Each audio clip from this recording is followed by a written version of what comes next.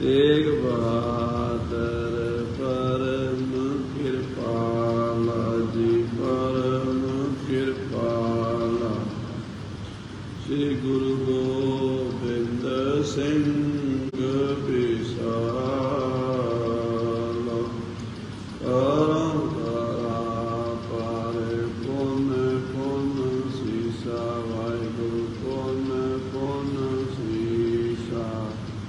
बंदो बार बार जगदीशा। एक ओंकारा सतगुरु ते प्रसाद सत होए। वाहिगुरु जी की फतेह। विघ्न विनाशन सो जिसमें अमृत ज्ञान है।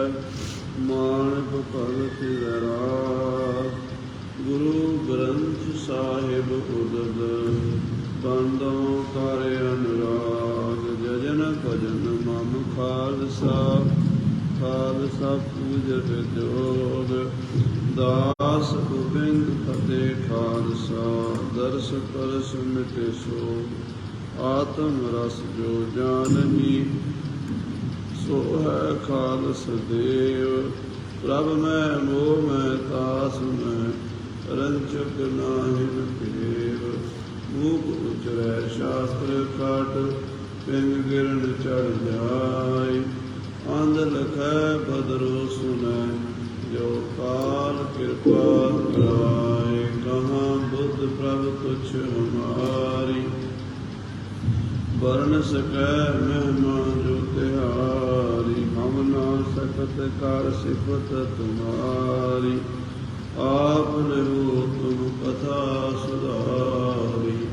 हम ना सकत कर सिफत तुम्हारी। आप रहो तुम कथा सुधारी।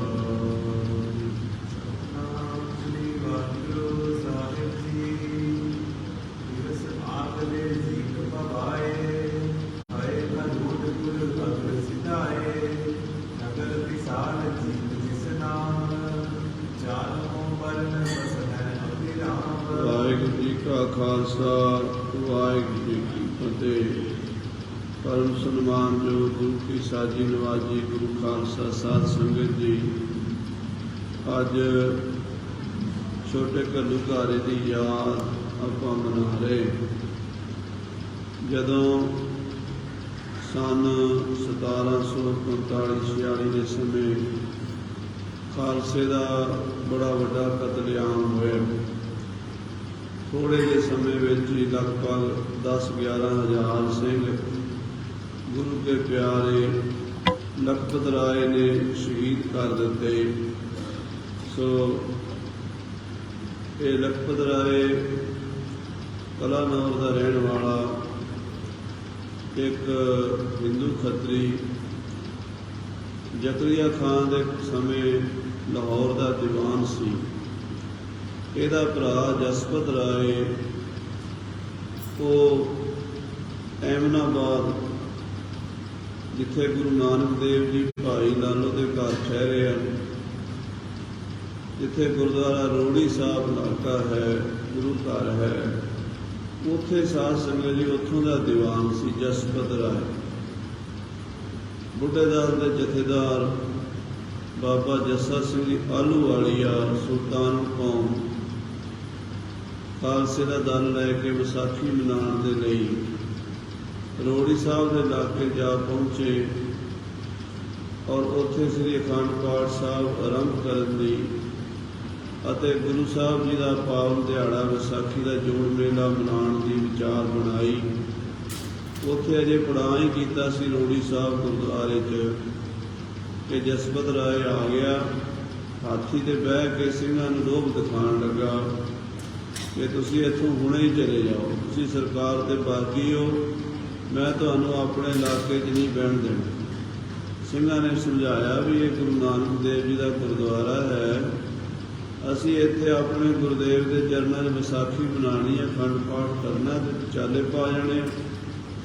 ਪਰ ਹੰਕਾਰ ਦੇ ਘੋੜੇ ਦੇ ਸਵਾਰ ਲਖਪਤ ਰਾਏ ਜਸਪਤ ਰਾਏ ਉਹ ਹੋਰ ਮਾੜੇ ਬਚਨ ਬੋਲਣ ਲੱਗਾ, ਜਿਹਦੇ ਕਰਕੇ ਇਹਨੇ ਬਾਹੂ ਸਿੰਘ ਨਾਮ ਦੇ ਇੱਕ ਸਿੰਘ ਨੇ ਉਹਦਾ ਸਿਰ ਲਾ ਦਿੱਤਾ, ਉਹਨੂੰ ਮਾਰ ਦਿੱਤਾ।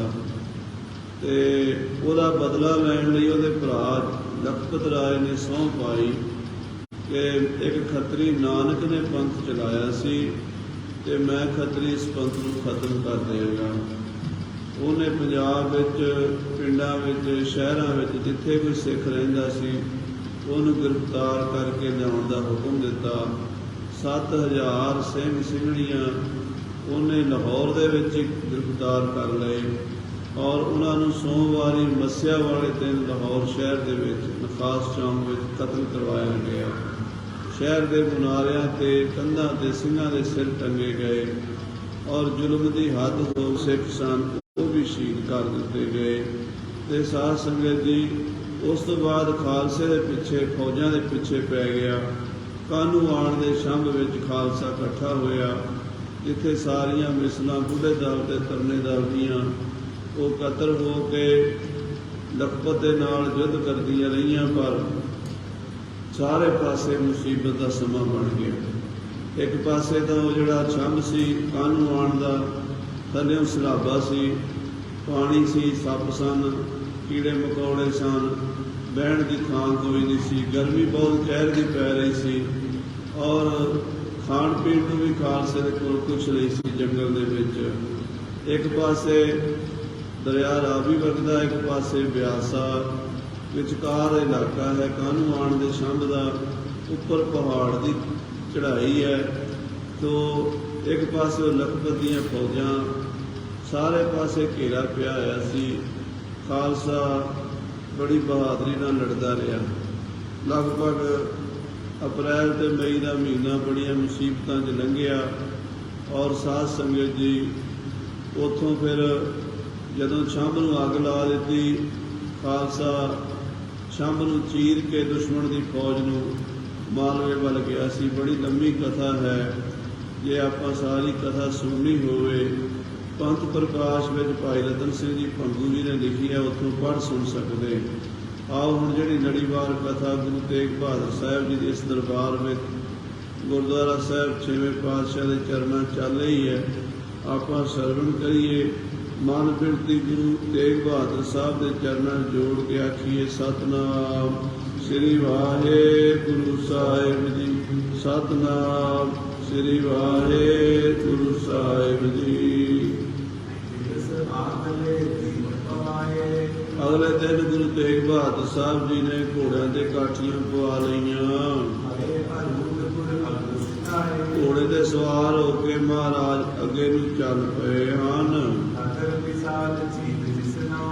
ਜਿਹੜਾ ਵੱਡਾ ਸ਼ਹਿਰ ਹੈ, ਨਗਰ ਹੈ ਜੀਂਦ, ਹਰਿਆਣੇ ਦਾ ਜ਼ਿਲ੍ਹਾ ਹੈ ਸਾਧ ਸੰਗਤ ਜੀ, ਇਹ ਸਿੱਖਾਂ ਦੀ ਰਿਆਸਤ ਵੀ ਰਿਹਾ ਹੈ।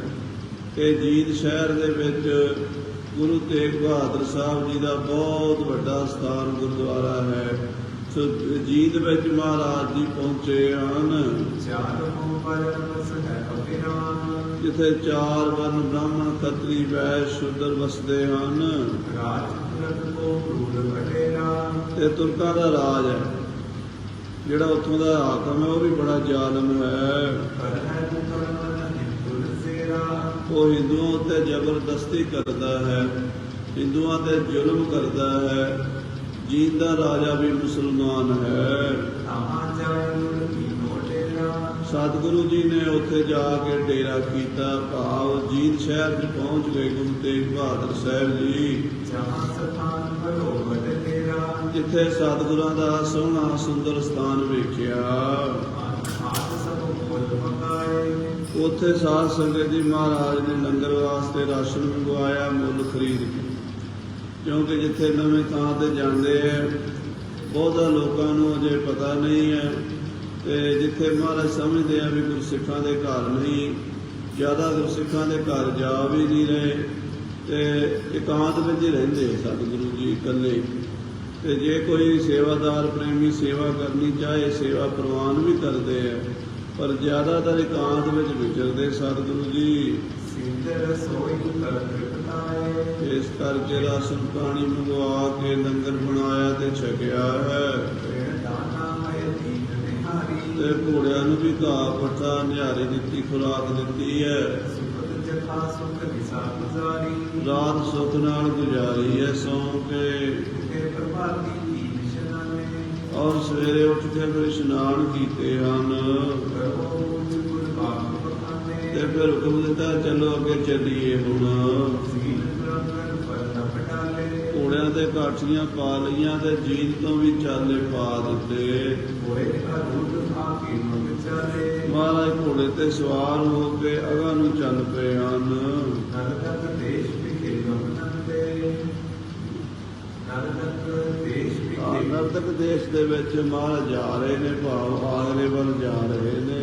ਮੰਚਨ ਅਰੁ ਕਰ ਉਤਰੰਦੇ, ਥੋੜੀ ਥੋੜੀ ਮਜਲ ਕਰਦੇ ਨੇ ਮਹਾਰਾਜ ਸੱਚੇ ਪਾਤਸ਼ਾਹ ਜੀ, ਲੰਮਾ ਪੈਂਡਾ ਨਹੀਂ ਕਰਦੇ। ਜੀਤ ਪਰੇ ਇੱਕ ਹੈ ਮੁਰਖਾਨਾ, ਹਾਂ, ਜੀ ਤੋਂ ਪਰੇ ਬਾਂਗਰ ਦੇਸ਼ ਦੇ ਵਿੱਚ ਇੱਕ ਹੋਰ ਜਗ੍ਹਾ ਹੈ। ਨਾਮਗਰ ਕੇ ਆਮ ਜਨਾ, ਭਾਈ ਸਾਹਿਬ ਕਹਿੰਦੇ ਉੱਥੇ ਵੀ ਮਹਾਰਾਜ ਨੇ ਡੇਰਾ ਕੀਤਾ, ਅਸੀਂ ਜਾਣਿਆ ਹੈ। ਆਗਿਆ ਨਾਮ ਮਿਲਤ ਨਹਿ ਕੋਈ, ਧਮਦਾਨ ਸਾਹਿਬ ਗੁਰਦੁਆਰਾ ਤੇ ਜੀਂਦ, ਇਹ ਦੋ ਯਾਦਾਂ ਮਹਾਰਾਜ ਦੀਆਂ ਮਿਲਦੀਆਂ ਹਨ। ਉਸ ਤੋਂ ਅੱਗੇ ਸਥਾਨ ਹੋਣਗੇ ਪਰ ਕਵੀ ਜੀ ਕਹਿੰਦੇ ਪ੍ਰਗਟ ਨਹੀਂ ਹੋਏ। ਸਿੱਖੀ ਅਨੁਭਵ ਪੀਤ ਜੋਈ, ਉਸ ਇਲਾਕੇ 'ਚ ਥੋੜੀ ਸਿੱਖੀ ਸੀ, ਇਸ ਕਰਕੇ ਉਧਰ ਦੀ ਕੋਈ ਨਿਸ਼ਾਨੀ ਸਾਂਭੀ ਨਹੀਂ ਗਈ ਮਹਾਰਾਜ ਦੀ। ਗਿਆਨ ਦੇ ਨਹਿ ਜਿਨ ਖਾਨ ਬਣਾਇਓ, ਇਸ ਕਰਕੇ ਕੋਈ ਸਿੱਖੀ ਉਧਰ ਹੈ ਨਹੀਂ ਸੀ, ਕਿਸੇ ਨੇ ਮਹਾਰਾਜ ਦੀ ਯਾਦ ਨਹੀਂ ਬਣਾਈ। ਕਈ ਜਗ੍ਹਾ ਸੇ ਸਾਧ ਸੰਗਤ ਜੀ ਗੁਰਦੁਆਰੇ ਪ੍ਰਗਟ ਹੋਣੇ ਹੈ ਇਤਿਹਾਸ ਵਿੱਚ। ਜਦੋਂ ਮਹਾਰਾਜ ਗੁਰੂ ਤੇਗ ਬਹਾਦਰ ਸਾਹਿਬ ਜੀ ਆਗਰੇ ਨੂੰ ਗਏ ਹੈ, ਜੀਂਦ ਤੋਂ ਲੈ ਕੇ ਅਗਲਾ ਕੋਈ ਸਥਾਨ ਮਿਲਦਾ ਨਹੀਂ, ਉਹ ਗੁਰਦੁਆਰੇ ਸਾਰੇ ਬਣਨੇ, ਉਹ ਵੀ ਸਾਨੂੰ ਇਤਿਹਾਸ ਲੱਭਣਾ ਚਾਹੀਦਾ। ਜਿੱਧਰ ਜਿੱਧਰ ਦੀ ਸਤਿਗੁਰੂ ਲੰਘ ਕੇ ਗਏ ਉਹਨਾਂ ਸ਼ਹਿਰਾਂ ਵਿੱਚ ਗੁਰੂ ਸਾਹਿਬ ਦੀਆਂ ਯਾਦਾਂ ਬਣਨੀਆਂ ਚਾਹੀਦੀਆਂ। ਫਿਰ ਸਾਧ ਸੰਗਤ ਜਿਹੜਾ 10ਵੇਂ ਪਾਤਸ਼ਾਹ ਰਾਜਸਥਾਨ 'ਚ ਗਏ, ਜੇ ਪੂਰੇ ਗੁਰਦੁਆਰੇ ਰਾਜਸਥਾਨ 'ਚ ਵੀ ਨਹੀਂ ਆਪਾਂ ਨੂੰ ਮਿਲੇ ਜਿੰਨੇ ਪੜਾਅ ਮਹਾਰਾਜ ਨੇ ਕੀਤੇ ਹੈ। ਬੜੀ ਦੂਰ ਦੂਰ ਦੇ ਪੜਾਅ ਹਨ ਜਿਹੜੇ 300-300 ਮੀਲ 400-400 ਮੀਲ ਦੇ, ਕਿਉਂਕਿ ਮਹਾਰਾਜ ਘੋੜਿਆਂ ਤੇ ਗਏ ਸਨ। ਵੱਧ ਤੋਂ ਵੱਧ 50-60-70 ਮੀਲ ਜਾਂ 100 ਮੀਲ ਰੋਜ਼ ਦਾ ਸਫ਼ਰ ਕਰ ਸਕਦੇ, ਇਸ ਤੋਂ ਜ਼ਿਆਦਾ ਨਹੀਂ। ਇਸ ਹਿਸਾਬ ਨਾਲ ਬਹੁਤ ਗੁਰਦੁਆਰੇ ਹਨ ਜਿਹੜੇ ਜੇ ਪ੍ਰਗਟ ਹੋਣੇ। ਕਵੀ ਜੀ ਕਹਿੰਦੇ ਆ ਵੀ ਜੀਨ ਤੋਂ ਅੱਗੇ ਇੱਕ ਸਥਾਨ ਦਾ ਸਾਨੂੰ ਪਤਾ ਹੈ, ਉਸ ਤੋਂ ਅੱਗੇ ਫੇਰ ਗੁਰੂ ਸਾਹਿਬ ਦੀ ਕੋਈ ਯਾਦਗਾਰ ਨਹੀਂ ਮਿਲੀ। ਸਿੱਖਰ ਵਿਕੈ ਨਹੀਂ ਵਿਦਤਾਇਓ, ਖਾਲਸੇ 'ਚ ਪ੍ਰਗਟ ਨਹੀਂ ਜੀ ਹੋਵੇਗੀ ਵੀ ਤਾਂ ਲੋਕਾਂ ਨੂੰ ਪਤਾ ਨਹੀਂ ਹੈ, ਸੰਗਤ ਨੂੰ ਪਤਾ ਨਹੀਂ ਹੈ। ਨਗਰ ਆਗਰੇ ਮਾਰਗ ਜੋਨ, ਜਿਹੜਾ ਆਗਰੇ ਦਾ ਰਸਤਾ ਹੈ, ਜੀਨ ਤੋਂ ਲੈ ਕੇ ਆਗਰੇ ਨੂੰ ਗਏ ਨੇ ਮਹਾਰਾਜ। ਕਰ ਕੈਸੇ ਚਲੇ ਗੁਰ ਕੌਣ, ਆਗਰੇ ਦੀ ਸਿਹਤ ਨੂੰ ਆਗਰੇ ਨੂੰ ਮੂੰਹ ਕਰ ਲਿਆ ਤੇ ਆਗਰੇ ਵੱਲ ਚੱਲ ਪਏ। ਪੰਥ ਵਿਖੈ ਨਹੀਂ ਕੀਨੂ ਕਾਮੂ, ਤੇ ਰਸਤੇ ਕਿਤੇ ਰੁਕਾਮ ਨਹੀਂ ਕੀਤਾ, ਡੇਰਾ ਨਹੀਂ ਕੀਤਾ। 440 ਸੱਚੇ ਪਾਤਸ਼ਾਹ ਚਾਲੇ ਹੀ ਪਾਉਂਦੇ, ਰਾਤ ਰੁਕਦੇ, ਸਵੇਰੇ ਚੱਲ ਪੈਂਦੇ। ਉਤਰੇ ਨਹੀਂ ਕਿਸੀ ਨਰ ਧਾਮੂ, ਕਿਸੇ ਘਰ ਦੇ ਵਿੱਚ ਕਿਸੇ ਪ੍ਰੇਮੀ ਕੋਲ ਨਹੀਂ ਠਹਿਰੇ, ਕਿਸੇ ਮਨੁੱਖ ਨੂੰ ਨਹੀਂ ਮਿਲੇ, ਸਿੱਧੇ ਆਗਰੇ ਨੂੰ ਗਏ ਹਨ। ਦਿਨ ਰਤਨਮ ਦੇ ਜਨੇ ਅਕਾਲੀ, ਔਰ ਹਰ ਰੋਜ਼ ਅੱਗੇ ਦੇ ਅੱਗੇ ਜਾ ਰਹੇ ਹਨ। ਉਤਰੇ ਜਾਮਨ ਲਿਏ ਗੁਜ਼ਾਰੀ, ਮਹਾਰਾਜ ਸਾਹਿਬ ਜੀ ਰਾਤ ਨੂੰ ਕਿਤੇ ਆਰਾਮ ਕਰਦੇ ਤੇ ਸਵੇਰੇ ਚੱਲ ਪੈਂਦੇ ਹਨ। ਉਹ ਸਿੱਖ ਸੰਤ ਪਿਤਾ ਸੁਖ ਪਾਏ, ਜੇ ਕੋਈ ਸਾਧੂ ਸੰਤ ਮਹਾਤਮਾ ਪ੍ਰੇਮੀ ਕੋਈ ਗੁਰੂ ਮਿਲਣਾ ਮਿਲ ਜਾਂਦਾ, ਦਰਸ਼ਨ ਕਰਕੇ ਬੜਾ ਖੁਸ਼ ਹੁੰਦਾ ਹੈ। ਸਤਿਗੁਰ ਕੇ ਭਗਤ ਸੀਸ ਦਿਵਾਏ, ਮਹਾਰਾਜ ਨੂੰ ਨਮਸਕਾਰ ਕਰਦੇ ਨੇ ਜਿਹੜੇ ਪ੍ਰੇਮੀ ਖਾਸ ਸਿੱਖ ਮਿਲਦੇ ਨੇ, ਪਰ ਆਮ ਸੰਗਤ ਨੂੰ ਮਹਾਰਾਜ ਦੇ ਦਰਸ਼ਨ ਨਹੀਂ ਹੋ ਰਹੇ। ਉਦਾਸੀਨ ਹੋਏ ਸਭ ਤੇ ਚਲੇ, ਸਤਿਗੁਰੂ ਜੀ ਸਾਰੀ ਦੁਨੀਆ ਤੋਂ ਉਪਰਾਮ ਹੋ ਗਏ ਨੇ, ਉਦਾਸੀਨ ਮਿਲਤੀ ਕਰ ਲਈ ਹੈ, ਭਾਵ ਕਿਸੇ ਨੂੰ ਮਿਲਣ ਗਿਲਣ ਦੀ ਇੱਛਾ ਨਹੀਂ ਰੱਖੀ। ਜਲਦੀ ਵੀ ਤੁਰਕਾਨ ਵਿਸਾਲੇ, ਕਿਉਂਕਿ ਤੁਰਕਾਂ ਦੀ ਜੜ ਬੜੀ ਡੂੰਘੀ ਹੈ ਤੇ ਉਹਨੂੰ ਪੁੱਟਣਾ ਹੈ। ਤੁਰਕਾਂ ਦੀ ਜੜ ਪੁੱਟਣ ਵਾਸਤੇ ਸਾਰੀ ਦੁਨੀਆ ਤੋਂ ਕਿਨਾਰਾ ਕਰ ਲਿਆ ਸਤਿਗੁਰੂ ਤੇਗ ਬਹਾਦਰ ਸਾਹਿਬ ਜੀ ਨੇ। ਤਿਨੋ ਆਲਮ ਉਦਮ ਤਾਰਾ, ਜਿਹੜੀ ਤੁਰਕਾਂ ਦੀ ਜੜ ਹੈ, ਜਿਹੜੀ ਹਿੰਦੁਸਤਾਨ ਵਿੱਚ ਸਦੀਆਂ ਤੋਂ ਲੱਗੀ ਹੋਈ, ਜਿੱਥੇ ਮੁਗਲਾਂ ਦਾ ਰਾਜ, ਪਠਾਣਾਂ ਦਾ ਰਾਜ 700 ਸਾਲ ਹੋ ਗਏ, ਵੱਖਰੇ ਵੱਖਰੇ ਖਾਨਦਾਨ ਹਿੰਦੁਸਤਾਨ 'ਚ ਰਾਜ ਕਰ ਰਹੇ। ਬਾਹਰੋਂ ਆ ਕੇ ਵਿਦੇਸ਼ੀ, ਕੋਈ ਈਰਾਨ ਤੋਂ, ਕੋਈ ਅਫਗਾਨਿਸਤਾਨ ਤੋਂ, ਕੋਈ ਤੁਰਕਿਸਤਾਨ ਤੋਂ, ਕੋਈ ਈਰਾਨ ਤੋਂ, ਕੋਈ ਇਰਾਕ ਤੋਂ ਇੱਥੇ ਆ ਕੇ ਹਾਕਮ ਬਣੇ ਬੈਠੇ। ਇੱਥੋਂ ਦੇ ਲੋਕਾਂ ਨੂੰ ਪੈਰਾਂ ਥੱਲੇ ਲਤਾੜਦੇ ਆ, ਮਾਰਨ ਦੋ ਗਰੀਬ ਨੂੰ ਧਰਤੀ ਉੱਪਰ ਪਾਪ ਪਿਥਾਰਾ। ਠਾਕਰ ਦੁਆਰੇ ਢਾਈ ਕੇ ਤੇ ਠੌੜੀ ਮਸੀਤ ਉਸਾਰਾ। ਮੰਦਰਾਂ ਨੂੰ ਢਾਹ ਦਿੰਦੇ ਤੇ ਉੱਥੇ ਮਸੀਤਾਂ ਬਣਾ ਦਿੰਦੇ ਤੇ ਬੜਾ ਜ਼ੁਲਮ ਕਰਦੇ ਲੋਕਾਂ ਉੱਤੇ। ਹੁਣ ਇਹਨਾਂ ਜ਼ਾਲਮਾਂ ਨੂੰ ਸੋਧਾ ਲਾਉਣ ਲਈ, ਇਹਨਾਂ ਜ਼ਾਲਮਾਂ ਦੀ ਜੜ ਪੱਟਣ ਲਈ ਗੁਰੂ ਤੇਗ ਬਹਾਦਰ ਸਾਹਿਬ ਜੀ ਮਹਾਰਾਜ ਚੱਲੇ। ਸਿਰ ਪਰ ਦੇ ਕਰ ਦੋਸ਼ ਉਤਾਰਾ। ਇਹਨਾਂ ਪਾਪੀਆਂ ਦੇ ਸਿਰ ਤੇ ਆਪਣੀ ਸ਼ਹਾਦਤ ਦਾ ਦੋਸ਼ ਮੜਨਾ, ਝੂਠੇ ਕਰਕੇ ਮਾਰਨਾ ਇਹਨਾਂ ਨੂੰ।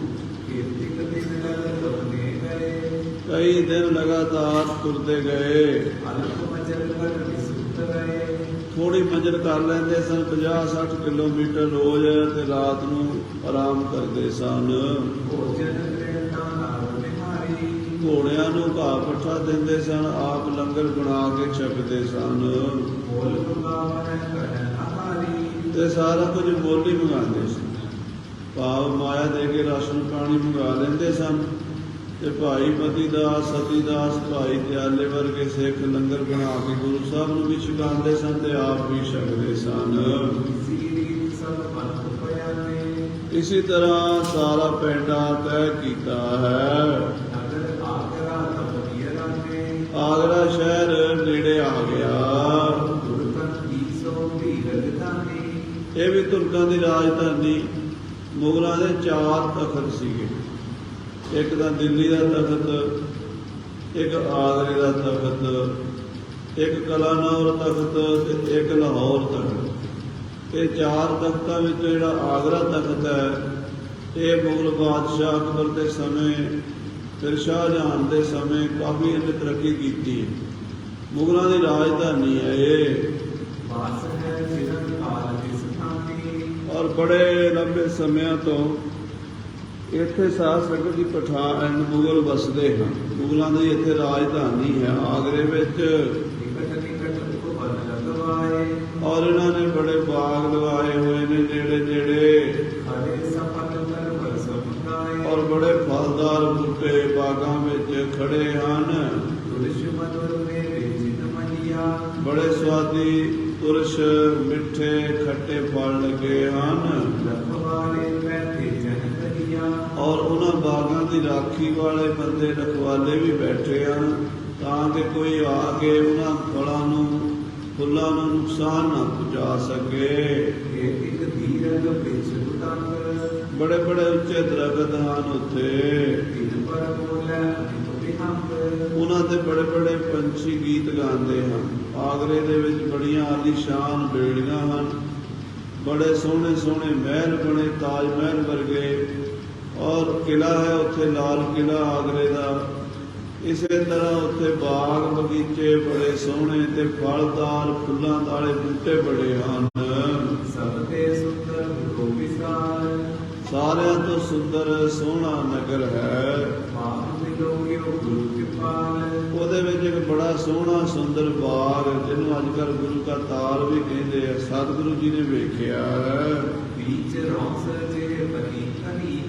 ਉਹਦੇ ਵਿੱਚ ਬੜੇ ਸੋਹਣੇ ਸੋਹਣੇ ਹੌਜ ਬਣੇ ਹੋਏ ਨੇ, ਜਿਨ੍ਹਾਂ ਚੋਂ ਫੁਹਾਰੇ ਚੱਲਦੇ ਹਨ। ਔਰ ਬੜੇ ਸੋਹਣੇ ਫਲਦਾਰ ਦਰਖਤਾਂ ਦੀਆਂ ਕਤਾਰਾਂ ਲੱਗੀਆਂ ਹੋਈਆਂ ਨੇ, ਲੈਣਦਾਰ ਬੂਟੇ ਲੱਗੇ ਹੋਏ ਨੇ। ਔਰ ਬੈਠਣ ਵਾਸਤੇ ਥੜੇ ਵੀ ਬੜੇ ਸੁੰਦਰ ਬਣੇ ਹੋਏ ਨੇ। 4 ਕੋਨਿਆਂ ਵਾਲੇ ਸੋਹਣੇ ਸੁੰਦਰ ਥੜੇ ਬਣਾਏ ਹੋਏ ਨੇ ਬੈਠਣ ਲਈ। ਔਰ ਬਹੁਤ ਸਾਰੇ ਦਰਵਾਜ਼ਿਆਂ ਵਾਲੇ ਮਕਾਨ ਬਣੇ ਹੋਏ ਨੇ, ਵਿੱਚ ਬੈਠਣ ਵਾਲਿਆਂ ਨੂੰ ਬੜੀ ਸੋਹਣੀ ਹਵਾ ਲੱਗਦੀ ਹੈ, ਆਨੰਦ ਲੈਂਦੇ ਹਨ। ਉੱਥੇ ਆਗਰੇ ਦੇ ਵਿੱਚ ਬਾਗ ਵਿੱਚ ਗੁਰੂ ਤੇਗ ਬਹਾਦਰ ਸਾਹਿਬ ਜੀ ਉਤਰੇ ਹਨ। ਔਰ ਸੋਹਣੇ ਬਾਗਾਂ ਦੀ ਮਹਾਰਾਜ ਸੈਰ ਕਰਦੇ, ਬਾਗ ਵੇਖਦੇ ਹਨ। ਮਹਾਰਾਜ ਬਾਗ ਵਿੱਚ ਪ੍ਰਵੇਸ਼ ਕੀਤਾ। ਸੋਹਣਾ ਰਮਣੀਕ ਸਥਾਨ ਵੇਖ ਕੇ ਆਗਰੇ ਦੇ ਬਾਗ ਵਿੱਚ ਪ੍ਰਵੇਸ਼ ਕੀਤਾ ਹੈ। ਔਰ ਬੜੇ ਸੋਹਣੇ ਸੁੰਦਰ ਦਰਖਤ ਖੜੇ ਉਹਨਾਂ ਦੇ ਲਾਗੇ ਆਪਣੇ ਘੋੜੇ ਬੰਨ੍ਹ ਦਿੱਤੇ ਹਨ। ਬੰਧਨ ਕਰ ਵਿਦਮਾਨ ਦਰਖਤਾਂ ਨਾਲ ਕਿਲਿਆਂ ਨਾਲ ਦਰਖਤ ਬੰਨ੍ਹ ਘੋੜੇ ਬੰਨ੍ਹ ਕੇ ਤੇ ਆਪ ਆਸਣ ਲਾਇਆ ਹੈ। ਜੋ ਬਈ ਨਿਜ ਨਿਜ ਅਸਤੀ ਸਿੱਖ ਤਬ ਵੈਸੇ ਆਪਣੇ ਆਪਣੇ ਘੋੜਿਆਂ ਕੋਲ ਸਿੱਖ ਬੈਠ ਗਏ ਹਨ। ਜਿਤਵਤ ਗੁਰੂ ਕਰ ਹੈ ਅਬ ਕੈਸੇ ਤੇ ਮਨ ਵਿੱਚ ਸੋਚਦੇ ਆ ਵੀ ਮਹਾਰਾਜ ਆਗਰੇ ਕਿਉਂ ਆ ਗਏ ਨੇ, ਇੱਥੇ ਮਹਾਰਾਜ ਕੀ ਕਰਨਗੇ। ਅਸਲ ਵਿੱਚ ਉੱਥੇ ਆਗਰੇ 'ਚ ਇੱਕ ਮਾਈ ਸੀ। ਉਹ ਮਾਈ ਗੁਰੂ ਹਰਗੋਬਿੰਦ ਸਾਹਿਬ ਦੇ ਸਮੇਂ ਤੋਂ ਆਗਰੇ 'ਚ ਰਹਿੰਦੀ ਸੀ। 6ਵੇਂ ਪਾਤਸ਼ਾਹ ਵੀ ਉਸ ਮਾਈ ਨੂੰ ਦਰਸ਼ਨ ਦੇ ਕੇ ਆਏ ਸੀ। ਉਹਦੇ ਜਿਹੜੇ ਸਹੁਰੇ ਸੀਗੇ ਉਹ ਸੁਲਤਾਨ ਲਾਲਾ ਵਾਲੇ ਨੂੰ ਮੰਨਦੇ ਸੀ, ਸਰਵਰੀਏ ਸੀ। ਤੇ ਉਹ ਬੀਬੀ ਬਾਣੀ ਪੜ੍ਹਦੀ ਸੀ ਤੇ ਉਹਨੂੰ ਬਾਣੀ ਨਹੀਂ ਸੀ ਪੜ੍ਹਨ ਦਿੰਦੇ। ਉਹ ਕਹਿੰਦੇ ਸੀ ਤੂੰ ਇਹ ਕਾਫਰਾਂ ਦੀ ਬਾਣੀ ਪੜ੍ਹਦੀ ਹੈ, ਗੁਰੂ ਦੀ ਬਾਣੀ ਪੜ੍ਹਦੀ, ਇਹ ਨਹੀਂ ਪੜ੍ਹਦੀ, ਅਸੀਂ ਤਾਂ ਪੀਰ ਨੂੰ ਮੰਨਣਾ। ਉੱਤੇ ਸਰਵਰੀਏ ਅੱਧੇ ਮੁਸਲਮਾਨ, ਜਿਹੜੇ ਸਰਵਰੀਏ ਸੀ ਅੱਧੇ ਮੁਸਲਮਾਨ ਸੀ। ਹਿੰਦੂਆਂ ਦੇ ਘਰ ਜਨਮ ਹੋਇਆ ਪਰ ਕਿਰਿਆ ਮੁਸਲਮਾਨਾਂ ਵਾਲੀ। ਤਾਂ ਸਰਵਰੀਏ ਜਿਹੜੇ ਸਨ ਲਾਲਾਂ ਵਾਲੇ ਨੂੰ ਮੰਨਣ ਵਾਲੇ, ਉਹ ਗੁਰਬਾਣੀ ਦੇ ਖਿਲਾਫ ਸਨ, ਗੁਰਬਾਣੀ ਨਹੀਂ ਸੀ ਪੜ੍ਹਨ ਦਿੰਦੇ। ਉਹ ਜਿਹੜੀ ਬੀਬੀ ਸੀ ਵਿਚਾਰੀ, ਉਹ ਮਹਾਰਾਜ ਨੂੰ ਯਾਦ ਕਰਦੀ ਸੀ। 6ਵੇਂ ਪਾਤਸ਼ਾਹ ਨੂੰ ਦਰਸ਼ਨ ਦਿੱਤੇ ਤੇ ਉਹਦੇ ਸਹੁਰਿਆਂ ਨੂੰ ਸਿੱਖੀ ਦਿੱਤੀ, ਕਿਰਪਾ ਕੀਤੀ, ਉਹਨਾਂ ਦੀ ਮੱਤ ਬਦਲ ਦਿੱਤੀ। ਉਹ ਮਾਈ ਜਦੋਂ ਬਿਰਧ ਹੋ ਗਈ ਸੀ ਤੇ ਉਹਨੇ ਆਪਣੇ ਹੱਥ ਦੇ ਨਾਲ ਬੜਾ ਸੁੰਦਰ ਸੂਤਰ ਕੱਤ ਕੇ ਇੱਕ ਵਧੀਆ ਥਾਨ ਤਿਆਰ ਕੀਤਾ ਸੀ ਵੀ ਗੁਰੂ ਸਾਹਿਬ ਨੂੰ ਚੋਲਾ ਭੇਟਾ ਕਰਾਂਗੇ। 9ਵੇਂ ਪਾਤਸ਼ਾਹ ਉਸ ਮਾਈ ਦਾ ਥਾਨ ਲੈਣ ਗਏ ਸੀ। ਉਹ ਜਗ੍ਹਾ ਦਾ ਨਾਮ ਅੱਜ ਕੱਲ੍ਹ ਗੁਰਦੁਆਰਾ ਮਾਈ ਦਾ ਥਾਨ ਆਗਰੇ ਵਿੱਚ, ਜਿੱਥੇ ਮਹਾਰਾਜ ਗੁਰੂ ਤੇਗ ਬਹਾਦਰ ਸਾਹਿਬ ਜੀ ਨੇ ਮਾਈ ਦਾ ਥਾਨ ਲਿਆ, ਜਾ ਕੇ ਉਹਨੂੰ ਦਰਸ਼ਨ ਦਿੱਤੇ। ਉਸ ਤੋਂ ਬਾਅਦ ਬਾਗ ਵਿੱਚ ਆ ਬੈਠੇ। ਹੁਣ ਸਿੱਖ ਸੋਚਦੇ ਵੀ ਮਹਾਰਾਜ ਇੱਥੇ ਕਿਉਂ ਬੈਠ ਗਏ, ਤੁਰਕਾਂ ਦੀ ਰਾਜਧਾਨੀ ਹੈ, ਇੱਥੇ ਦਾ ਖਤਰਾ ਹੈ। ਸਤਿਗੁਰੂ ਇੱਥੇ ਡੇਰੇ ਲਾ ਬੈਠੇ ਹਨ। ਮਹਾਰਾਜ ਸੱਚੇ ਪਾਤਸ਼ਾਹ ਜੀ ਬਾਗ ਦੇ ਵਿੱਚ ਬੈਠ ਕੇ ਤੇ ਬਾਗ ਨੂੰ ਦੇਖਦੇ ਆ, ਬਾਗ ਦੀ ਸੈਰ ਕਰਦੇ ਆ। ਕਦੀ ਇੱਧਰ ਆ ਜਾਂਦੇ ਮਹਾਰਾਜ ਟਹਿਲਦੇ ਹੋਏ, ਕਦੀ ਇੱਧਰ ਜਾਂਦੇ ਆ, ਬਾਗ ਦੇ ਵਿੱਚ ਸੈਰ ਕਰਦੇ ਗੁਰੂ ਤੇਗ ਬਹਾਦਰ ਸਾਹਿਬ ਜੀ। ਫਿਰ ਕਦੀ ਥੜੇ ਤੇ ਬੈਠ ਜਾਂਦੇ ਨੇ ਤੇ ਕਈ ਵਾਰੀ ਉੱਠ ਕੇ ਤੁਰ ਪੈਂਦੇ ਨੇ, ਆਈ ਜਾਂਦੇ ਨੇ, ਜਾਈ ਜਾਂਦੇ ਨੇ। ਤੇ ਬਾਗ ਦੇ ਦਰਵਾਜ਼ੇ ਵੱਲ ਦੇਖਦੇ, ਜਿਹੜਾ ਬਾਗ ਦਾ ਬੂਹਾ ਹੈ ਨਾ, ਜਦੋਂ ਬਾਗ 'ਚ ਲੋਕ ਵੜਦੇ ਨੇ, ਐਂਟਰੀ ਹੈ ਬਾਗ ਦੀ, ਬਾਗ ਦੀ ਐਂਟਰੀ ਵਾਲੇ ਪਾਸੇ ਦੇਖਦੇ ਹਨ ਗੁਰੂ ਤੇਗ ਬਹਾਦਰ ਸਾਹਿਬ ਜੀ। ਹੋਰ ਕਿਸੇ ਪਾਸੇ ਨਜ਼ਰ ਨਹੀਂ ਕਰਦੇ, ਉਧਰ ਹੀ ਦੇਖੀ ਜਾਂਦੇ ਹਨ। ਔਰ ਇਹਦਾ ਕਦਮਕੁਸ਼ੀ ਕਰਦੇ, ਤੁਰਦੇ, ਸੈਰ ਕਰਦੇ, ਟਹਿਲਦੇ ਹੋਏ ਸਤਿਗੁਰੂ ਜੀ। ਔਰ ਜੰਗਲ ਦੇ ਦਰਖਤਾਂ ਨੂੰ, ਬਾਗ ਦੇ ਦਰਖਤਾਂ ਨੂੰ ਦੇਖਦੇ ਹਨ। ਉਸ ਵੇਲੇ ਇੱਕ ਆਜੜੀ ਆਇਆ। ਪਿਆਲੀ ਕਹਿੰਦੇ ਨੇ ਭੇਡਾਂ ਚਾਰਨ ਵਾਲੇ, ਆਜੜੀ ਪਿਆਲੀ ਉਹ ਆਇਆ ਹੈ। ਉਹ ਸਾਧ ਸੰਗਤ ਜੀ ਬੱਕਰੀਆਂ ਚਰਾਉਂਦਾ ਫਿਰਦਾ ਸੀ। ਉਹ ਭੇਡਾਂ ਚਾਰਨ ਵਾਲਾ ਜਿਹੜਾ ਭੇਡਾਂ ਲੈ ਕੇ ਉੱਥੇ ਭੇਡਾਂ ਚਾਰਨ ਆਇਆ ਬਾਹਰ ਬਾਗ ਦੇ ਨੇੜੇ, ਉਹਨੂੰ ਆਵਾਜ਼ ਮਾਰ ਲਈ। ਮਹਾਰਾਜ ਦੀ ਆਵਾਜ਼ ਸੁਣ ਕੇ ਉਹ ਸਤਿਗੁਰਾਂ ਦੇ ਕੋਲ ਆ ਗਿਆ। ਕਹਿੰਦੇ ਮਹਾਰਾਜ ਨੂੰ ਮੱਥਾ ਟੇਕ ਕੇ ਚਰਨਾਂ 'ਚ ਉਹਨੇ ਨਮਸਕਾਰ ਕੀਤੀ ਸਤਿਗੁਰਾਂ ਦੇ। ਜਦੋਂ ਉਹਨੇ ਨਮਸਕਾਰ ਕੀਤੀ, ਮਹਾਰਾਜ ਨੂੰ ਮੱਥਾ ਟੇਕਿਆ ਆਜੜੀ ਨੇ, ਤੇ ਮਹਾਰਾਜ ਉਸ ਭੇਡ ਚਾਰਨ ਵਾਲੇ ਆਜੜੀ ਨੂੰ ਕਹਿੰਦੇ ਹਨ। ਮਹਾਰਾਜ ਕਹਿੰਦੇ ਕਾਕਾ, ਉਹ ਤੇਰਾ ਨਾਂ ਕੀ ਹੈ? ਕਹਿੰਦਾ ਜੀ ਹਸਨ ਅਲੀ ਹੈ ਮੇਰਾ ਨਾਂ। ਮਹਾਰਾਜ ਕਹਿੰਦੇ ਹਸਨ ਅਲੀ, ਬਈ ਸਾਡਾ ਇੱਕ ਕੰਮ ਕਰਕੇ ਆਏਗਾ, ਬਾਜ਼ਾਰ ਜਾਏਗਾ ਸਾਡੇ ਲਈ? ਹਾਂਜੀ। ਤੂੰ ਏਦਾਂ ਕਰ, ਸਾਡਾ ਕੰਮ ਕਰਦੇ, ਅਸੀਂ ਤੈਨੂੰ ਮਿਹਨਤ ਦੇ ਪੈਸੇ ਵੀ ਦਿਆਂਗੇ। ਤੈਨੂੰ ਮਜ਼ਦੂਰੀ ਦਿਆਂਗੇ, ਸਾਡਾ ਕੰਮ ਕਰੇਗਾ ਤੇ ਫਿਰ ਤੂੰ ਆਪਣੇ ਘਰ ਚਲਾ ਜਾਵੀਂ। ਅਜਾ ਪ੍ਰੇਤਿਆ ਕਰਨ ਹੈ ਲੋਕਤ ਆ ਜਿਹੜੀਆਂ ਤੇਰੀਆਂ ਬੱਕਰੀਆਂ ਨੇ, ਭੇਡਾਂ ਨੇ, ਇਹਨਾਂ ਦਾ ਫਿਕਰ ਨਾ ਕਰ, ਅਸੀਂ ਦੇਖਦੇ ਰਵਾਂਗੇ, ਇਹਨਾਂ ਦਾ ਅਸੀਂ ਖਿਆਲ ਰੱਖਾਂਗੇ। ਰਾਮ ਹੈ ਕਿ ਜੋ ਦਿਸ਼ਤੇ ਰੋਕਤ ਕਿਤੇ ਨਹੀਂ ਜਾਣ ਦਿੰਦੇ ਤੇਰੀਆਂ ਭੇਡਾਂ ਬੱਕਰੀਆਂ, ਚਾਰੇ ਪਾਸੇ ਰੋਕ ਕੇ ਰੱਖਾਂਗੇ। ਸੁਨਤ ਅਯਾਲੀ ਲੰਮੇ ਪ੍ਰੇਰਿਓ ਕਹਿੰਦੇ ਉਹ ਲਾਲਚ ਚ ਆ ਗਿਆ ਵੀ ਚਲੋ ਕੁਝ ਪੈਸੇ ਬਣਨਗੇ, ਅਰਗਤ ਗੁਰ ਸੋ ਦਰਸ਼ਨ ਕੇਰਿਓ ਤੇ ਨਾਲੇ ਗੁਰੂ ਸਾਹਿਬ ਜੀ ਦੇ ਦਰਸ਼ਨਾਂ ਦਾ ਵੀ ਉਹਨੂੰ ਪ੍ਰਭਾਵ ਪਿਆ। ਮਹਾਰਾਜ ਦੇ ਚਿਹਰੇ ਮੋਰੇ ਦਾ, ਮਹਾਰਾਜ ਦੇ ਨੂਰਾਨੀ ਪ੍ਰਭਾਵ ਨੇ ਉਹਨੂੰ ਕਾਇਲ ਕਰ ਲਿਆ। ਕਹਿਤ ਪਏ ਉਹ ਨੀਚ ਹੈ ਫਰਮਾਏ ਮਹਾਰਾਜ ਦੱਸੋ ਮੈਂ ਤੁਹਾਡੀ ਕੀ ਸੇਵਾ ਕਰ ਸਕਦਾ, ਫਰਮਾਓ। ਕਾਰਜ ਕਰਮੋ ਜਥਾ ਰਜਾਏ ਜੋ ਤੁਹਾਡੀ ਆਗਿਆ ਹੋਏਗੀ ਮੈਂ ਉਹੀ ਕਰਾਂਗਾ। ਮਾਤੀ ਬਾਣ ਸੋ ਕਰਿਓ ਨਿਹਾਰਤ ਉਹਨੇ ਗੱਲ ਮੰਨ ਲਈ ਜਦੋਂ ਮਹਾਰਾਜ ਨੇ ਵੇਖਿਆ, ਬੁੱਧੀ ਛਾਪ ਕਰ ਕਰੀ ਵਿਕਾਰਨ ਤੇ ਮਹਾਰਾਜ ਨੇ ਆਪਣੇ ਹੱਥ ਵਿੱਚੋਂ ਸੋਨੇ ਦੀ ਮੁੰਦਰੀ ਛਾਪ ਕੱਢੀ ਹੈ। ਜਿਸ ਮੈਂ ਬੋਲ ਬੋਲ ਬੋਲੀਰਾ ਉਹ ਕੱਲੀ ਛਾਪ ਸੋਨੇ ਦੀ ਛਾਪ ਹੀ ਨਹੀਂ ਸੀ, ਉਹਦੇ 'ਚ ਬੜਾ ਕੀਮਤੀ ਹੀਰਾ ਵੀ ਲੱਗਾ ਹੋਇਆ ਸੀ। ਉਜਰ ਅਸ਼ਟ ਕੋਲ ਕਰ ਚੀਰਾ 8 ਟੁਕੜਾਂ ਵਾਲਾ ਹੀਰਾ ਸੀ, 8 ਕੋਨਿਆਂ ਵਾਲਾ, 8 ਪਹਿਲੂਆਂ ਵਾਲਾ, ਬੜਾ ਕੀਮਤੀ ਹੀਰਾ ਤਰਾਸ਼ ਕੇ ਕਿਸੇ ਚੰਗੇ ਕਾਰੀਗਰ ਨੇ ਛਾਪ ਤਿਆਰ ਕੀਤੀ ਸੀ। ਸੋਨੇ ਦੀ ਛਾਪ 'ਚ ਹੀਰਾ ਜੜਿਆ ਹੋਇਆ ਸੀ। ਜਈ ਅਯਾਲੀ ਕੇ ਤਬ ਕਰ ਮੈਂ ਤੇ ਉਹ ਜਿਹੜੀ ਛਾਪ ਸੀਗੀ ਗੁਰੂ ਸਾਹਿਬ ਨੇ ਆਪਣੇ ਹੱਥ 'ਚੋਂ ਉਤਾਰ ਕੇ ਆਜੜੀ ਨੂੰ ਭੇਡਾਂ ਚਾਰਨ ਵਾਲੇ ਨੂੰ ਦੇ ਦਿੱਤੀ। ਕਰੇ ਉਹ ਹੁਰ ਲੈ ਜਾਉ ਨਗਰ ਮੈਂ ਤੇ ਕਹਿਣ ਲੱਗੇ ਆ ਛਾਪ ਲੈ ਜਾ ਭਾਈ ਨਗਰ ਦੇ ਵਿੱਚ। ਹੋਏ ਜਦ ਮਨ ਕੋ ਭਗਵਾਨ ਇਹ ਦੇ ਕੇ 2 ਰੁਪਈਏ ਦੇ ਪਕਵਾਨ ਲੈ ਕੇ ਆਉਣੇ, 2 ਰੁਪਈਏ ਦੇ ਪੱਕੇ ਹੋਏ, ਜਿਵੇਂ ਮਠਿਆਈਆਂ ਹੁੰਦੀਆਂ, ਬਾਲੂਸ਼ਾਹੀਆਂ, ਬਰਫੀਆਂ, ਜਲੇਬੀਆਂ, ਲੱਡੂ, ਇਹਨੂੰ ਪਕਵਾਨ ਕਹਿੰਦੇ। ਪੱਕਿਆ ਹੋਇਆ ਖਾਣਾ ਲੈ ਕੇ ਆਵੀਂ। ਹੋਏ ਸੰਦਿਗਧ ਅਧਿਕ ਵਿਸ਼ਨਾਨ ਮਿੱਠਾ ਲੈ ਕੇ ਆਵੀਂ ਜ਼ਿਆਦਾ, ਤੇ ਸਨਿਗਧ ਭਾਵ ਘਿਓ ਵਾਲੇ ਜਿਹੜੇ ਬਣਾਏ ਹੁੰਦੇ ਨੇ, ਘਿਓ ਦੇ ਵਿੱਚ ਪਦਾਰਥ ਬਣਾਏ ਹੁੰਦੇ ਨੇ, ਉਹ ਲੈ ਕੇ ਆਵੀਂ। ਕਹਿਣੇ ਕਰ ਹੋ ਛਾਪ ਹੋ ਜਾਓ ਤੇ ਇਹ ਛਾਪ ਗਹਿਣੇ ਧਰ ਦਵੀਂ ਜਾ ਕੇ। ਸੋ ਅਬ ਹੀ ਕੁਲ ਤੇ ਲੈ ਆਓ ਤੇ 2 ਰੁਪਈਏ ਦਾ ਸਮਾਨ ਲੈ ਕੇ ਹੁਣੇ ਆ ਜਾ ਖਾਣ ਵਾਲਾ। ਸੁਨਤ ਅਯਾਲੀ ਨੇ ਤਬ ਕਰਿਓ ਇਹ ਗੱਲ ਸੁਣ ਕੇ ਆਜੜੀ ਕਹਿਣ ਲੱਗਾ, ਉਹ ਪਰ ਚੀਰ ਸੋ ਚੀਰਣ ਕਰਿਓ ਮਹਾਰਾਜ ਮੇਰੇ ਤੇ ਕੱਪੜਾ ਕੋਈ ਨਹੀਂ ਮੇਰੇ ਕੋਲ ਮਠਿਆਈ ਲਿਆਉਣ ਵਾਸਤੇ। ਅੱਜ ਕੱਲ੍ਹ ਤਾਂ ਪੈਕਟ ਦੇ ਡੱਬੇ ਮਿਲ ਜਾਂਦੇ ਨਾ, ਉਦੋਂ ਦੇ ਸਾਧ ਸੰਗਤ ਜੀ ਆਪਣਾ ਝੋਲਾ ਲਿਜਾਣਾ ਪੈਂਦਾ ਸੀ, ਜਾਂ ਕੱਪੜਾ ਲਿਜਾਣਾ ਪੈਂਦਾ, ਜਾਂ ਕੋਈ ਟੋਕਰੀ ਲਿਆਉਣੀ ਪੈਂਦੀ ਸੀ। ਮਹਾਰਾਜ ਜੀ ਮੇਰੇ ਕੋਲ ਤਾਂ ਕੱਪੜਾ ਹੈ ਨਹੀਂ ਜਿੱਥੇ ਮੈਂ ਪਵਾ ਕੇ ਲਿਆਵਾਂ ਮਠਿਆਈ। ਇਸ ਮੈਂ ਆਮੋ ਪਾਇਓ ਮਿਠਾਈ ਮਠਿਆਈ ਕਾਹਦੇ 'ਚ ਪਾ ਕੇ ਲਿਆਵਾਂਗਾ ਮਹਾਰਾਜ ਮੈਂ, ਮੇਰੇ ਕੋਲ ਤਾਂ ਕੱਪੜਾ ਹੀ ਕੋਈ ਨਹੀਂ। ਹਾਂਜੀ ਆਛੀ ਲਹਿ ਰੇ ਹੋ ਖਾਈ ਮਹਾਰਾਜ ਕੋਈ ਅੱਛਾ ਕੱਪੜਾ ਦਿਓ ਜਿਹਦੇ 'ਚ ਮਠਿਆਈ ਪਾ ਕੇ ਲਿਆਵਾਂ, ਤੁਹਾਡੇ ਖਾਣ ਜੋਗੀ ਰਵੇ।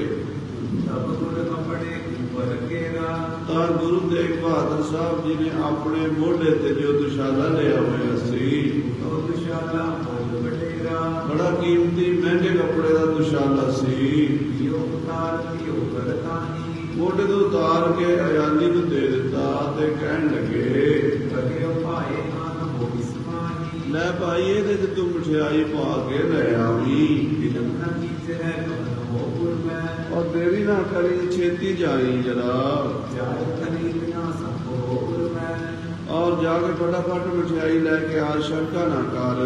ਪਟੀ ਕਾਮਰੀ ਵਿਖੈ ਛਪਾਏ ਔਰ ਉਹ ਜਿਹੜੀ ਛਾਪ ਤੇ ਦੁਸ਼ਾਲਾ ਸੀ ਨਾ, ਉਸ ਬੰਦੇ ਨੇ ਫਟੇ ਹੋਏ ਕੱਪੜੇ 'ਚ ਛੁਪਾ ਲਿਆ।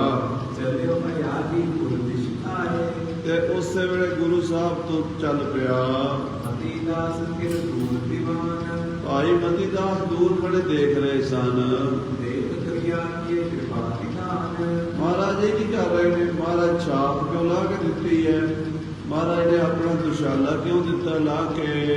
ਆਏ ਸਮੀਪ ਪੁੱਜ ਭੋਗੀਨ ਭਾਈ ਮਤੀ ਦਾਸ ਜੀ ਗੁਰੂ ਤੇਗ ਬਹਾਦਰ ਸਾਹਿਬ ਦੇ ਨੇੜੇ ਆ ਗਏ ਤੇ ਸਤਿਗੁਰੂ ਸੱਚੇ ਪਾਤਸ਼ਾਹ ਜੀ ਨੂੰ ਪੁੱਛਦੇ ਨੇ, ਆਰੰਭ ਕੋ ਕਰ ਮਦੀਨ ਮਹਾਰਾਜ ਐਡੀ ਮਹਿੰਗੀ ਛਾਪ, ਹਜ਼ਾਰਾਂ ਲੱਖਾਂ ਰੁਪਇਆਂ ਦੀ, ਇੰਨਾ ਮਹਿੰਗਾ ਦੁਸ਼ਾਲਾ ਹਜ਼ਾਰਾਂ ਰੁਪਇਆਂ ਦਾ, ਤੁਸੀਂ ਇੱਕ ਬਹੁਤ ਗਰੀਬ ਜਿਹੇ ਬੰਦੇ ਨੂੰ, ਭਿਖਾਰੀ ਜਿਹੇ ਬੰਦੇ ਨੂੰ ਦੇ ਦਿੱਤਾ ਹੈ।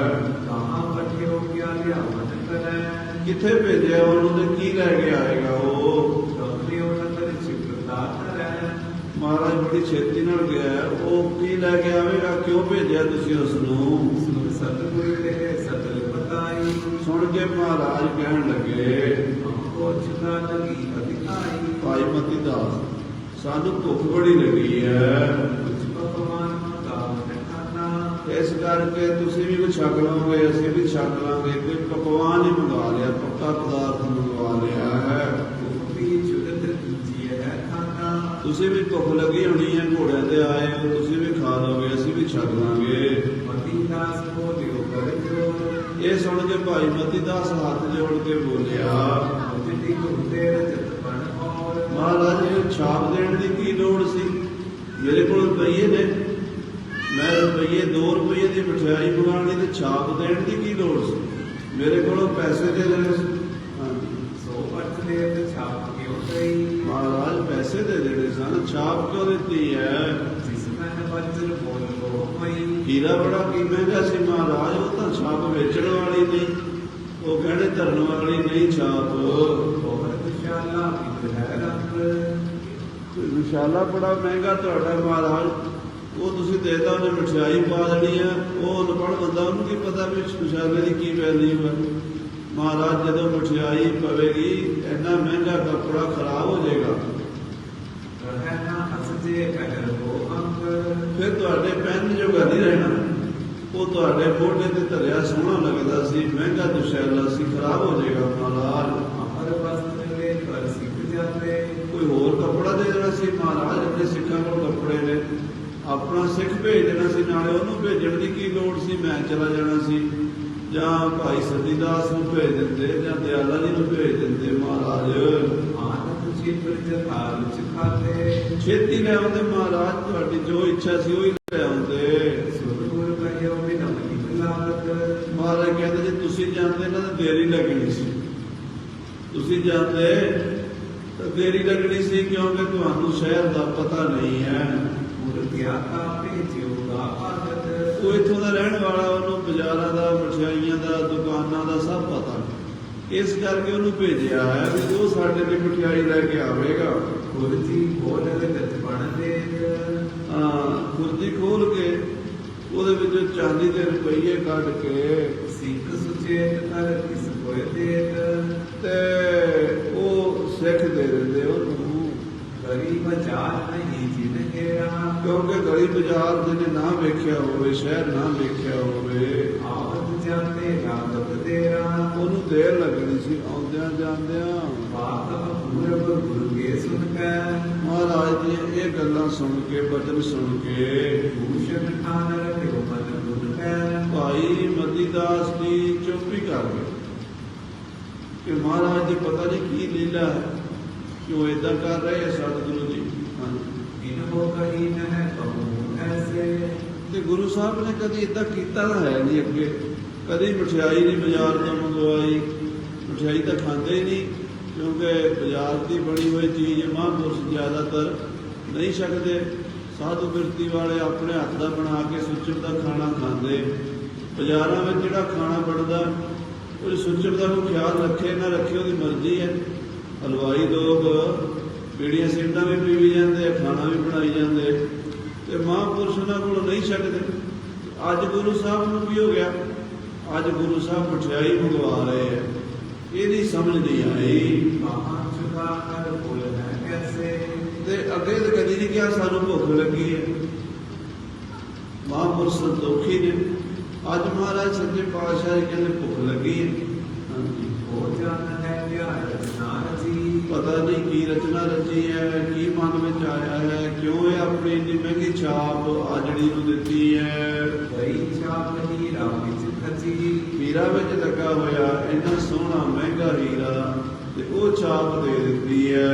इस मन सिखर संग सुनाए ਹਾਂ ਇਹ ਸੁਣ ਕੇ ਸਿੱਖਾਂ ਨੂੰ, ਦੂਜਿਆਂ ਨੂੰ ਭਾਈ ਮਤੀ ਦਾਸ ਨੇ ਦੱਸਿਆ सतगुरु घेरे अमर सुभाए ਕਿ ਸਿੱਖੋ ਮਹਾਰਾਜ ਨੂੰ ਅੱਜ ਪਤਾ ਨਹੀਂ ਕੀ ਹੋਇਆ, ਮਹਾਰਾਜ ਆਪਣਾ ਸੁਭਾਅ ਬਦਲ ਲਿਆ ਹੈ। ਬੰਦ ਤੁਰੰਤ ਸਰੋਵਰ ਸਾਥ ਆਪਣੇ ਘੋੜੇ ਦਰਖਤਾਂ ਨਾਲ ਬੰਨ੍ਹ ਕੇ ਬੈਠੇ ਆਏ ਸਕਲ ਭਿਗਨਾਥ ਸਾਰੇ ਸਿੱਖ ਮਹਾਰਾਜ ਦੇ ਕੋਲ ਆ ਕੇ ਬੈਠ ਗਏ, ਨੇੜੇ ਆ ਕੇ ਬੈਠ ਗਏ। ਸ਼੍ਰੀ ਮੁਖ ਤੇ ਐਸੇ ਫੁਰਮਾਏ ਤਾਂ ਸਤਿਗੁਰੂ ਜੀ ਏਦਾਂ ਬੋਲੇ, ਰਹੀ ਹੈ ਵਿਗਤ ਅਜਾ ਸਮਝਾਏ। ਮਹਾਰਾਜ ਕਹਿੰਦੇ ਭਾਈ ਕਰਤਾਰ ਦੇ ਰੰਗ ਵੇਖੀ ਚਲੋ, ਜੋ ਪਰਮੇਸ਼ਰ ਕਰ ਰਿਹਾ ਨਾ ਉਹ ਅਚਰਜ ਖੇਡ ਹੈ, ਉਹਦੀ ਸਮਝ ਸੰਸਾਰੀ ਜੀਵਾਂ ਨੂੰ ਨਹੀਂ ਆ ਸਕੇ, ਉਹ ਖੇਡ ਵਰਤਦੀ ਹੈ। ਚਲੀ ਨਾ ਜਾਏ ਗਰੀਬ ਅਯਾਤੀ ਮਹਾਰਾਜ ਕਹਿੰਦੇ ਚਲੀ ਨਾ ਜਾਏ ਗਰੀਬ ਅਯਾਲੀ। ਆਵਤ ਲਗ ਸਭ ਹੋ ਸੰਭਾਲੀ ਉਹਦੀਆਂ ਭੇਡਾਂ ਵਿਚਾਰੀ ਦੀਆਂ ਨਾ ਸੰਭਾਲ ਕੇ ਰੱਖਿਆ ਜੇ।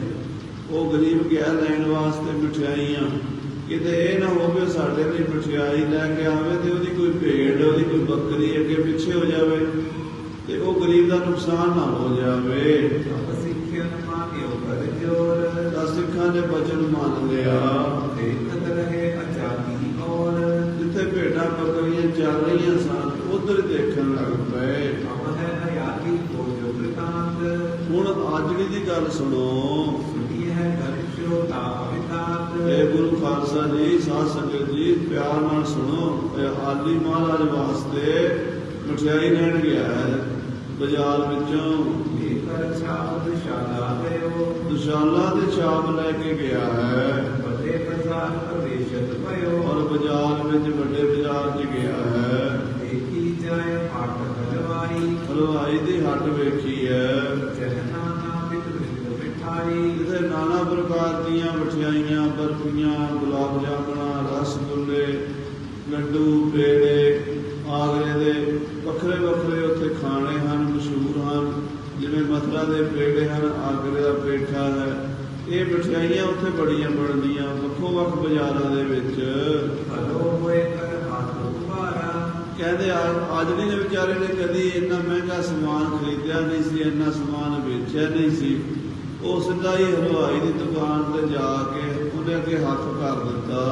ਦੇਵ ਪੁੱਤਰੀ ਬਚਨ ਪੁਚਾਰਾ ਹੱਥ ਦੇ ਵਿੱਚ ਮੁੰਦਰੀ ਫੜੀ ਤੇ ਸਿੱਧੀ ਹਲਵਾਈ ਨੂੰ ਦੇ ਕੇ ਕਹਿਣ ਲੱਗਾ ਇਹ ਰੱਖ ਹੋ ਗਹਿਣਾ ਢਿੱਲ ਲੈ ਮੋ ਕਿ ਆਹ ਲੈ ਲਓ ਜੀ, ਗਹਿਣੇ ਰੱਖ ਲਓ ਦੋਏ ਰਜਤ ਪਣ ਸੋਲਾ ਲੈ ਮੋ ਤੇ ਇਹਦੇ 'ਚ 2 ਰੁਪਈਏ ਦਾ ਸੌਦਾ ਦੇ ਦਿਓ। ਜਬ ਹੈ ਬਾਣੀ ਹੈ ਕਰ ਮਹਲੀਨ ਜਦੋਂ ਬਾਣੀਏ ਨੇ ਦੁਕਾਨਦਾਰ ਨੇ ਉਹ ਛਾਪ ਲਈ ਹੈ, ਉਹ ਬੋਲਾ ਇੱਕ ਹੀਲਾ ਚੀਨ ਬਾਣੀਏ ਨੇ ਵੇਖਿਆ ਵੀ ਇਹਦੇ 'ਚ ਹੀਰਾ ਬੜਾ ਮਹਿੰਗਾ ਲੱਗਾ ਹੋਇਆ। ਇਹ ਜਿਹੜੀ ਛਾਪ ਹੈ ਇਹ ਕੋਈ ਸਧਾਰਨ ਛਾਪ ਤਾਂ ਹੈ ਨਹੀਂ। ਮਨ ਵਿਸਮਾਨਿਓ ਪੂਜਨ ਖਾਨਿਓ ਉਹ ਹੈਰਾਨ ਹੋ ਗਿਆ ਤੇ ਉਹਨੇ ਪੁੱਛਿਆ ਇਹ ਤੈ ਕਹੋ ਕਹਾਂ ਤੇ ਆਨਿਓ ਬਈ ਇਹ ਸੱਚ ਦੱਸੀ ਤੂੰ ਕਿੱਥੋਂ ਲੈ ਕੇ ਆਇਆ ਛਾਪ? ਕਿਸ ਉਮਰਾ ਹਾਥ ਕੀ ਹੈ ਕਿਸੇ ਵੱਡੇ ਅਮੀਰ ਆਦਮੀ ਦੀ ਹੈ। ਇਹ ਛਾਪ ਆਮ ਆਦਮੀ ਦੀ ਨਹੀਂ ਹੈ। ਇਹਦੀ ਬਣਤਰ ਦੱਸ ਰਹੀ ਹੈ ਕਿ ਕਿਸੇ ਰਾਜੇ ਮਹਾਰਾਜੇ ਦੀ, ਕਿਸੇ ਨਵਾਬ ਦੀ, ਕਿਸੇ ਅਮੀਰ ਦੀ ਛਾਪ ਹੈ। ਤੋੜੇ ਉਚਿਤ ਹੈ ਕਿਨੂੰ ਕਹੈ ਇਹ ਤੇਰੇ ਵੱਸ ਦੀ ਗੱਲ ਨਹੀਂ। ਤੇਰੇ ਵਰਗੇ ਕੱਪੜੇ ਵੇਖ ਕੇ, ਤੇਰੀ ਹਾਲਾਤ ਵੇਖ ਕੇ ਲੱਗਦਾ ਵੀ ਛਾਪ ਤੇਰੀ ਨਹੀਂ ਹੈ। ਦਸ ਕਰ ਚੋਰੀ ਕੋ ਲਿਆਇਓ ਤੂੰ ਚੋਰੀ ਕਰਕੇ ਲਾਇਆ, ਲੱਗਦਾ ਛਾਪ ਚੋਰੀ ਦੀ ਹੈ। ਕਹਿ ਬੱਚਤ ਹੱਥ ਕਰ ਕਿਸ ਆਇਓ ਜਾਂ ਕਿਸੇ ਨੂੰ ਠੱਗੀ ਮਾਰ ਕੇ ਠੱਗ ਕੇ ਲੈ ਕੇ ਆਇਆ। ਕਹੋ ਸਾਚ ਨਤ ਦੇਉ ਕਹਾਏ ਸੱਚ ਦੱਸ ਨਹੀਂ ਤੇ ਮੈਂ ਤੈਨੂੰ ਚਬੂਤਰੇ ਤੇ ਪੁਲਿਸ ਕੋਲ ਫੜਾ ਦਿਆਂਗਾ। ਇਹ ਸੋਦਾ ਮਤ ਹੋ ਦੁਖਾਏ ਇਹ ਸੌਦਾ ਮੈਂ ਨਹੀਂ ਕਰਨਾ, ਮੈਂ ਤੈਨੂੰ 2 ਰੁਪਈਏ ਦੀ ਮਠਿਆਈ ਨਹੀਂ ਦੇ ਸਕਦਾ। ਦਰਦ ਆਇਆ ਕੀ ਸਤ ਸੁਨਾਇਓ ਉਹ ਆਜੜੀ ਵਿਚਾਰਾ ਡਰ ਗਿਆ, ਉਹਨੇ ਸਾਰੀ ਗੱਲ ਦੱਸ ਦਿੱਤੀ ਉਮਰਾ ਪਾਪ ਮਹਿ ਆਇਓ ਕਿ ਛਾਪ ਮੇਰੀ ਨਹੀਂ ਹੈ। ਕੋਈ ਵੱਡਾ ਬੰਦਾ, ਕੋਈ ਉਮਰਾਵ, ਕੋਈ ਅਫਸਰ ਹੈ, ਕੋਈ ਸੰਤ ਹੈ ਜਾਂ ਕੌਣ ਹੈ, ਰਾਜਾ ਹੈ, ਉਹ ਬਾਗ ਵਿੱਚ ਆਇਆ।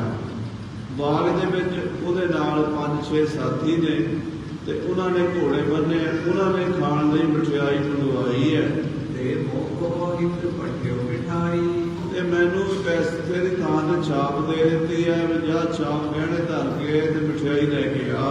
ਮੈਂ ਚੋਰੀ ਕਰ ਮੈਂ ਨਹੀਂ ਪਾਈ ਹਲਵਾਈ ਜੀ ਤੁਸੀਂ ਸ਼ੱਕ ਨਾ ਕਰੋ, ਮੈਂ ਚੋਰੀ ਕਰਕੇ ਨਹੀਂ ਲਿਆਂਦੀ। ਮੈਨੂੰ ਕਿਸੇ ਮਹਾਂਪੁਰਸ਼ ਨੇ, ਕਿਸੇ ਉਮਰਾਵ ਨੇ ਕਿਸੇ ਵੱਡੇ ਬੰਦੇ ਨੇ ਛਾਪ ਦਿੱਤੀ ਹੈ ਤੇ ਮੈਂ ਤੁਹਾਡੇ ਕੋਲੋਂ ਮਠਿਆਈ ਲੈਣ ਆਇਆ ਹਾਂ।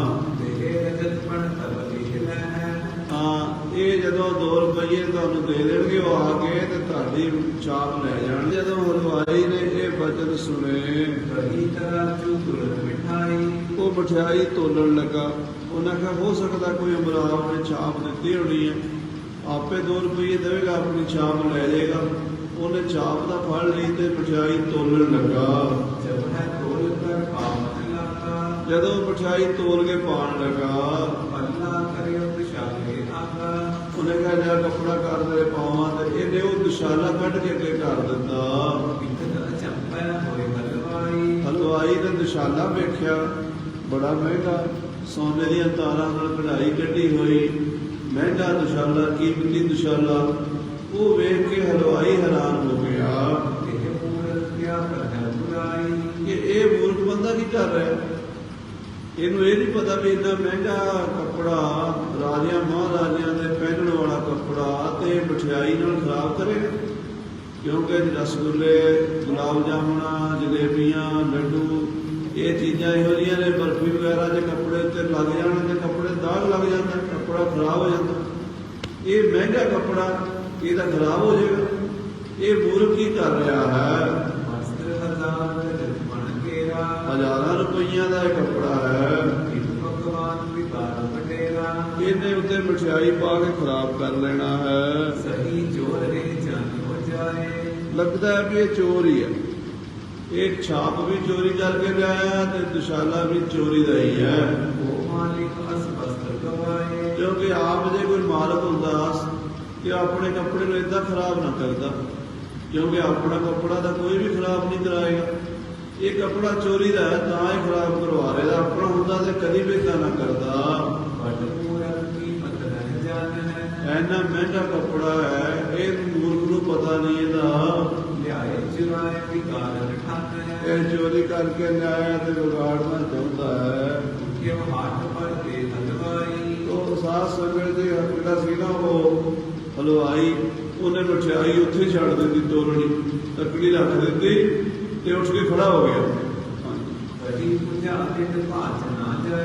ਤੇ ਭੱਜ ਕੇ ਨਾ ਇਹਦੀ ਬਾਂਹ ਫੜ ਲਈ, ਪੱਕੀ ਬਾਂਹ ਫੜ ਲਈ, ਕਿਤੇ ਦੌੜ ਨਾ ਜਾਏ। ਚੋਰ ਹੈ, ਮੇਰੀ ਦੁਕਾਨ ਤੋਂ ਕਿਤੇ ਨਿਕਲ ਨਾ ਜਾਏ।